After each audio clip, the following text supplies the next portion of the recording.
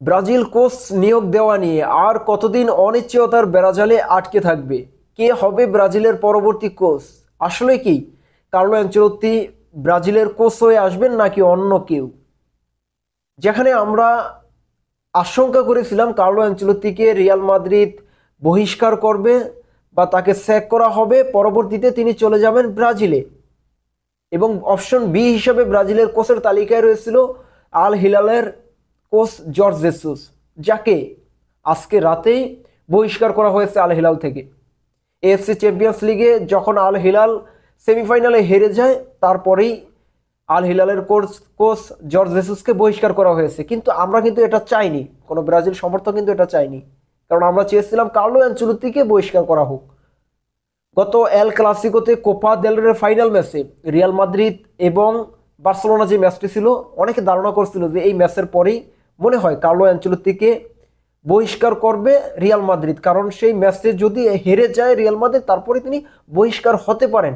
কিন্তু সেই ম্যাচটি কোপা দেল রের ফাইনালে রিয়াল মাদ্রিদ হেরে গেছে, কিন্তু কার্লো অ্যানচেলত্তিকে বহিষ্কার করা হয়নি। এবং পরবর্তীতে খবর এসেছে যে কার্লো অ্যানচেলত্তি ব্রাজিলের পরবর্তী কোচ হতে যাচ্ছে খুব শীঘ্রই, এক সপ্তাহের মধ্যে তিনি অফিসিয়ালি চুক্তি করবেন। আনঅফিসিয়ালি তার সাথে কথা হয়েছে, সবকিছু হয়েছে, এবং সেই লিখিত চুক্তিটা হবে কোথায়? লন্ডনে। কার্লো অ্যানচেলত্তি লন্ডনে গিয়েছেন, কিন্তু তাকে আটকে দিয়েছেন পেরেস, রিয়াল মাদ্রিদ প্রেসিডেন্ট, কারণ তার অনুমতি না নিয়ে তিনি লন্ডনে গিয়েছেন এবং এজেন্টদের সাথে কথা বলেছেন। এটাই ছিল তার অপরাধ, কারণ বর্তমানে তিনি রিয়াল মাদ্রিদের সাথে চুক্তিবদ্ধ একজন কোচ। সুতরাং এই কারণে তাকে আটকে দিয়েছেন। এখন বর্তমান নিউজ যেটা বলে, আমি কিন্তু যে কথাগুলো বলতেছি এগুলা সম্পূর্ণ কথাগুলো কিন্তু আনঅফিসিয়ালি, অফিসিয়ালি কোনো নিউজ এখনো পর্যন্ত দেয়নি। এটা বিভিন্ন সংবাদ মাধ্যমের বা বিভিন্ন জার্নালিস্ট যারা রয়েছে তাদের ভাষ্যমতে।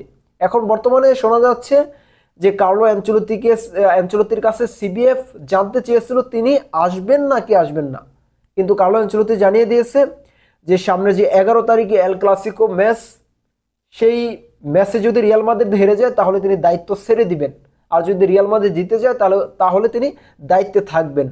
কিন্তু ব্রাজিল বা সিবিএফ চাচ্ছে নিশ্চয়তা, অনিশ্চয়তার বেড়াজালে আর থাকতে রাজি নয় সিবিএফ, কারণ তারা নিশ্চয়তা চাচ্ছে যে রিয়াল মাদ্রিদ ছেড়ে কার্লো অ্যানচেলত্তি কি ব্রাজিলে আসবেন নাকি আসবেন না। এখন বর্তমানে সিবিএফ এর একটাই প্ল্যান বা একটাই পথ খোলা আছে, 11 তারিখ পর্যন্ত অপেক্ষা করা। আর বিভিন্ন সংবাদ মাধ্যমের ভাষ্যমতে সিবিএফ 11 তারিখ পর্যন্ত অপেক্ষা করবে। লালিগায় যে 11 তারিখে রিয়াল মাদ্রিদ এবং বার্সেলোনার ম্যাচ রয়েছে, সেই ম্যাচ পর্যন্ত তারা অপেক্ষা করবে। যদি সেই ম্যাচের পরবর্তী সময়ে কার্লো অ্যানচেলত্তি তার ফাইনাল ডিসিশন না জানায় বা তিনি যদি ব্রাজিলে আসতে রাজি না হয়, তাহলে ব্রাজিল বা সিবিএফ অন্য কাউকে নিয়োগ দিবে। সেখানে হয়তোবা জর্জ জেসুসও হতে পারে, কারণ যেহেতু বর্তমানে জর্জ জেসুসকে আল হিলাল বহিষ্কার করেছে, সেখানে হয়তোবা তার সম্ভাবনাটা এতটা বেশি না থাকারই কথা, কারণ তিনি নাও আসতে পারেন। হয়তোবা ব্রাজিল সিবিএফ অন্য কাউকে নিয়োগ দিতে পারে, সেটা সময় বলে দিবে। আর আমি একজন রিয়াল মাদ্রিদ ফ্যান হয়ে এখন বর্তমানে চাচ্ছি যে 11 তারিখে এল ক্লাসিকোতে রিয়াল মাদ্রিদ যেন হেরে যায়, এবং কারণ লালিগা শিরোপা তো এর আগেও রিয়াল মাদ্রিদ নিয়েছে, সুতরাং এখন বর্তমানে লালিগার শিরোপার প্রয়োজন নাই। রিয়াল মাদ্রিদ হেরে যাক এবং লালিগা থেকে রিয়াল মাদ্রিদ ছিটকে যাক, বা শিরোপাটা বার্সেলোনা জয়লাভ করুক, এটাই আমি চাই। এবং আমার সর্বশেষ একটাই চাওয়া যে কার্লো অ্যানচেলত্তি ব্রাজিলের কোচ হয়ে আসুক এবং ব্রাজিল এই বর্তমানের দুঃসময়ে পার করা যে দলটা, এই দলটাকে সাজিয়ে তুলুক কার্লো অ্যানচেলত্তি, এটাই সকল ব্রাজিল ফ্যানদের প্রত্যাশা। সুতরাং এখন বর্তমানে আমাদের অপেক্ষা করতে হবে 11 তারিখ পর্যন্ত কি হতে যাচ্ছে। 11 তারিখে কার্লো অ্যানচেলত্তি কি রিয়াল মাদ্রিদ ছাড়বেন, নাকি তিনি রিয়াল মাদ্রিদ থাকবেন, নাকি তিনি ব্রাজিলে আসবেন নাকি আসবেন না। তো সেটা দেখার জন্য অবশ্যই আমাদের 11 তারিখ পর্যন্ত অপেক্ষা করতে হবে। তো দেখা যাক 11 তারিখে কি হয়।